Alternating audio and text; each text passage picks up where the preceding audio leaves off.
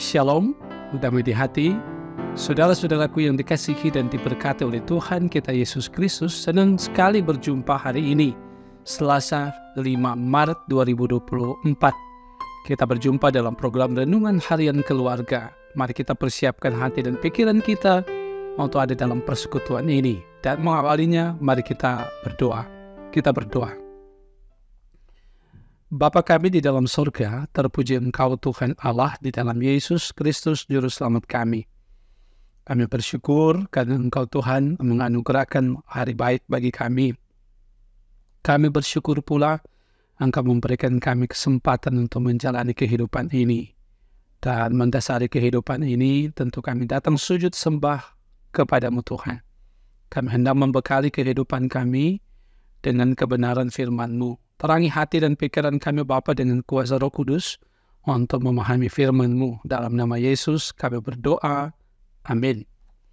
Saudara kekasih dalam Tuhan, bacaan firman Tuhan kita hari ini terdapat dalam kitab Yohanes pasalnya yang ke-13, ayatnya yang ke-23 dan ayatnya yang ke-24. Firman Tuhan ditulis seperti ini. Seorang di antara murid Yesus, yaitu murid yang dikasihinya, bersandar dekat kepadanya di sebelah kanannya.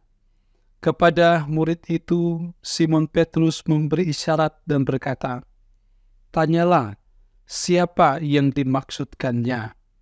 Saudara, demikianlah kebenaran firman yang kita baca. Kita merenungkannya dengan tema, dengan judul Hidup Orang Beriman Selalu Peduli. Keluarga Kristen yang dikasihi dan diberkati oleh Tuhan kita Yesus Kristus.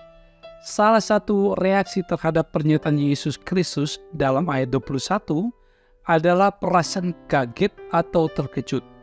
Kekagetan dan keterkejutan itu adalah wajar karena mereka tidak pernah menyangka bahwa Yesus Kristus menyebut seorang yang akan menyerahkan dia. Tetapi tidak menyatakan siapa orang itu, sehingga menimbulkan reaksi spontan dari Petrus. Lalu menyuruh murid yang dikasihi dalam tanda petik adalah Yohanes untuk menanyakan siapa yang dimaksudkan Yesus Kristus. Sebagai murid atau sebagai manusia, murid-murid wajar untuk menanyakan maksud dari ungkapan Yesus Kristus itu. Sebab mereka mengetahui bahwa selama menjalani hidup bersama Yesus Kristus, kehidupan mereka sangatlah harmonis dan tidak ada tanda-tanda kecurigaan, apalagi kericuhan, apalagi pengkhianatan. Petrus sebagai seorang yang sangat reaktif dalam setiap peristiwa sebenarnya ingin secepatnya mendapatkan jawaban agar tidak menimbulkan kebimbangan dalam kehidupan para murid. Bahkan kecurigaan Petrus ini barangkali terlahir dari pemikirannya sendiri bahwa tidak mungkin ada di antara mereka yang akan mengkhianati Yesus Kristus. Karena mereka betul-betul mengasihinya sebagai guru. Reaksi seperti ini juga yang pernah diperlihatkan Petrus ketika dia mengakui Yesus Kristus sebagai Mesias, Anak Allah yang hidup.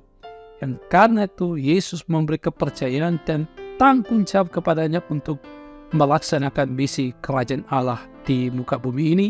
Sebagaimana kalau kita membaca dalam kitab Matius pasal 16, ayat 16 sampai 19. Bagi kita sebagai orang Kristen, sikap dan reaksi Petrus ini dapat dijadikan teladan dalam mempraktekkan dan menjalani hidup berdasarkan iman kepada Yesus Kristus.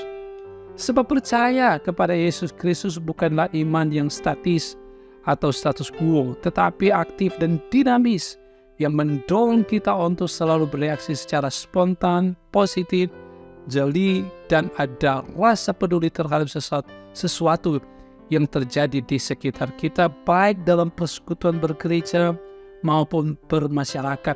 Nah, bacaan kita hari ini memberi sentuhan yang dalam di hati kita, apalagi kalau dalam praktik hidup sehari-hari kita selalu bersikap kurang reaktif, bahkan tidak peka terhadap berbagai persoalan yang ada di sekitar kita. Misalnya, suami kurang peka atau peduli terhadap pergumulan istri, demikian juga sebaliknya. Istri yang kurang peka terhadap beban kehidupan suami. Demikian juga dengan orang tua terhadap anak-anak, dan sebaliknya anak-anak terhadap orang tua. Nah, dengan demikian sangatlah nyata bahwa firman Tuhan ini memberi dorongan yang sangat kuat agar kita dapat mempraktikkan kehidupan dengan iman yang selalu jeli, peduli terhadap setiap peristiwa di sekitar kita. Tuhan menolong kita dan memberkati kita. Amin. Mari kita berdoa. Terpujilah Engkau Tuhan, kami bersyukur untuk firman-Mu hari ini. Kami diberikan pemahaman yang baik dan benar akan kebenaran firman ini. Bagaimana kami sebagai umat Tuhan, orang yang percaya dalam berkeluarga, bermasyarakat, berjemaat, kemanapun kami pergi dan berada, kami peka dan peduli dengan sekitar kami, peka dengan keadaan di keluarga, keadaan di gereja, di jemaat, bahkan di masyarakat, untuk menunjukkan bukan cuma sekedar empati terhadap apa yang kami lihat di sekitar kami, tetapi bagaimana kami juga berperan aktif dalam rangka kami juga melaksanakan tugas tanggung jawab iman kami, bagaimana mengasihi sesama kami. Karena itu ya Tuhan, kami berdoa, Tuhan kiranya akan memberkati dan menuntun kami senantiasa dalam perjalanan kehidupan ini. Anugerahkan juga kami terus hikmat dalam mana kami menjalani kehidupan pribadi, keluarga, berjemaat, dan bermasyarakat. Kami senantiasa disertai oleh Tuhan dalam melaksanakan tugas pekerjaan di berbagai bidang kehidupan yang Tuhan percayakan kepada kami. Siapapun kami, apapun profesi yang kami miliki, yang dianugerahkan Tuhan, semuanya dapat kami kerjakan dengan baik. Karena itu berkati Jemaat Maranatha Paselatan semua yang setia mendengarkan dan mengikuti renungan harian keluarga ini diberkati. Kau memberkati perangkat pelayanan yang ada, Kau memberkati diaken, penatua, pendeta, dan keluarga. Kau memberkati semua lapisan masyarakat yang ada, termasuk Kau memberkati pemerintah kami. Tolong dan sertai mereka supaya mereka dapat melaksanakan tugas kepemerintahan yang baik, termasuk juga pemimpin gereja kami diberkati oleh Tuhan. Sepanjang kehidupan kami hari ini, kami serahkan ke dalam tangan kasih Tuhan, dituntun dan diarahkan oleh Engkau.